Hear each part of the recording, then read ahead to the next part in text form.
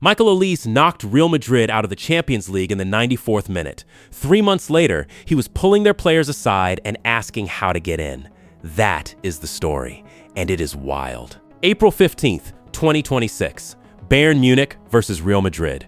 Quarterfinal second leg. The score is level on aggregate going into stoppage time, and then Olise does it. A goal in the 94th minute. 4-3 on the night, 6-4 on aggregate. Real Madrid eliminated by a 24-year-old winger who had been at Bayern for less than 2 seasons.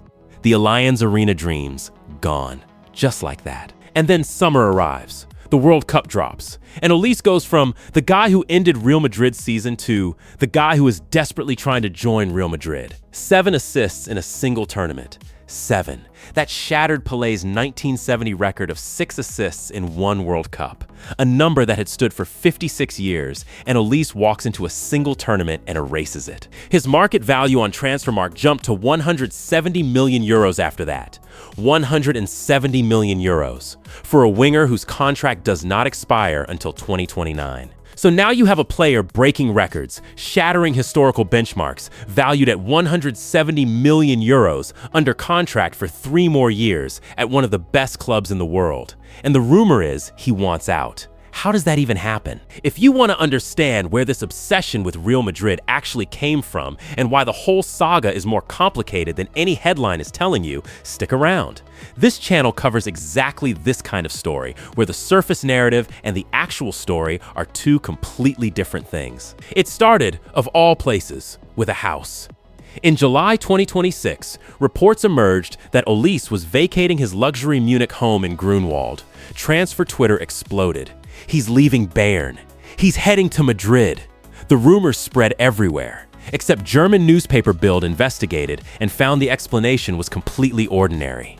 His landlord, former Bayern defender Jerome Boateng, needed the property vacated because he was putting the 11.5 million euros mansion on the market. That was it. A landlord selling a house triggered an international transfer frenzy. Classic. And this is where it gets more complicated, in the way only football can. Because even though the housing story was debunked, the underlying transfer interest was not. On July 17th, 2026, L'Equipe ran a front-page story reporting that Olise had privately told French teammates he wants to leave Bayern and join Real Madrid. Not a rumor from a random source, a front page from France's most respected sports newspaper. The day after that story dropped, more details emerged. During the 6-week World Cup camp with France, Olise had been pulling Kylian Mbappé and Aurélien Tchouameni aside, specifically and repeatedly, asking them detailed questions about Real Madrid's dressing room culture, how the management operates, what the internal politics are like. The notoriously quiet and introverted Olise doing his homework, not just dreaming about the move, researching it, preparing for it. Think about that picture. A player who just knocked Real Madrid out of the biggest club competition in the world, now spending his international camp quietly gathering intelligence on that exact club from the teammates who play there. That is not casual interest. That level of preparation means the thought had been there for a while. Now, the on-pitch case for why Real Madrid want him does not need much explanation. The 2025 to 2026 Bundesliga season alone makes the argument. 15 goals and 19 assists in a single German top-flight campaign. Only the second player since detailed records started in 2004 to 2005 to hit that combined milestone in 1 season in the Bundesliga. 1 season. And then he goes to the World Cup and breaks a 56-year-old record. The form is not a coincidence or a hot streak. This is a player who arrived at the peak of his abilities and stayed there. And then July 30th arrived. Bayern Munich's honorary president Uli Hoeneß gave an interview, and he did not use careful, diplomatic language. He said, "I laughed my head off when asked about the transfer rumors." Olise, according to Hoeneß, is unsellable. Right there alongside Harry Kane and Luis Diaz. The implication was clear. No offer exists that Bayern would accept. No amount of money moves this. Hoeneß even said that if the Emperor of China made a bid, they would still say no. That is a surprising statement from a club official. Not, "we want him to stay," or "we hope to keep him." Laughter. public mockery of the idea that this deal could happen. Bayern essentially drew a line and dared anyone to cross it. The line was 200 million euros, which is what French media estimated would be the minimum required just to start a conversation, and even that figure came with no guarantee of a yes. But then came July 25th, and the story shifted completely. French media outlet Foot Mercato, specifically journalist Santi Auna, reported that Olise actively wants to move to Real Madrid this summer and that Madrid is preparing a huge offer. While every reporter in Europe chased the Olise angle, Real Madrid had quietly opened separate negotiations with RB Leipzig for 19-year-old winger Yann Diomande.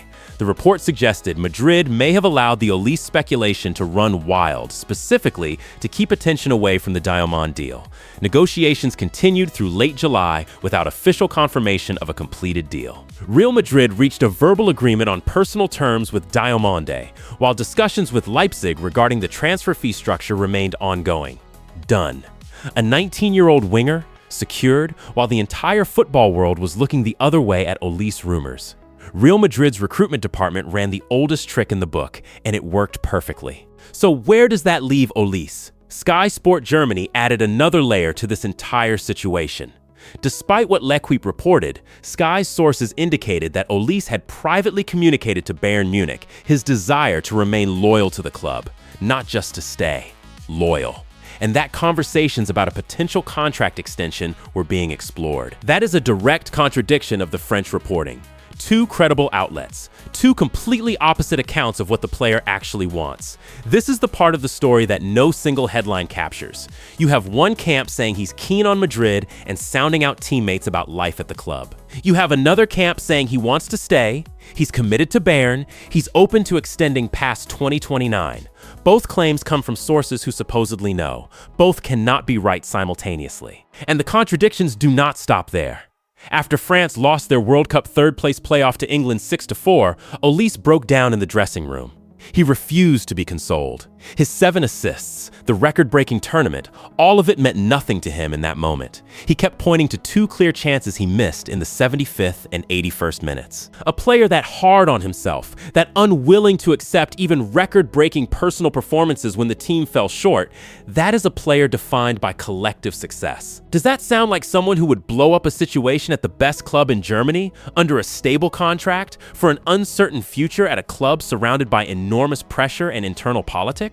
The entire saga has exposed something that happens constantly in modern football and almost never gets called out. Transfer narratives take on lives of their own, completely disconnected from what any player actually wants or what any club will actually do. The Olise story became a feeding frenzy the moment his market value hit 170 million and the World Cup ended. Every outlet had an incentive to keep it alive. Click after click after click. And once Real Madrid were reported to have reached an agreement for Diomande, the Olise story should have deflated. It did not, because the audience had already committed to the narrative. If this story is making you look at transfer windows differently, subscribe. This channel keeps digging past the front page noise and into what is actually happening every single time. What Olise represents in the current transfer market is genuinely uncomfortable for the clubs on both sides of deals like this. He holds the leverage, whether he admits it or not. His contract runs to 2029, but Bayern's absolute insistence on keeping him, the Hoeneß statement, the unsellable declaration, all of that signals a club that knows he could leave and is trying to manage the narrative before it gets away from them. You do not laugh your head off and publicly declare a player unsellable unless you have privately acknowledged the risk. And Madrid's position is its own kind of telling. They wanted a young, attacking wide player. They found Diomande. They paid 100 million euros for a teenager.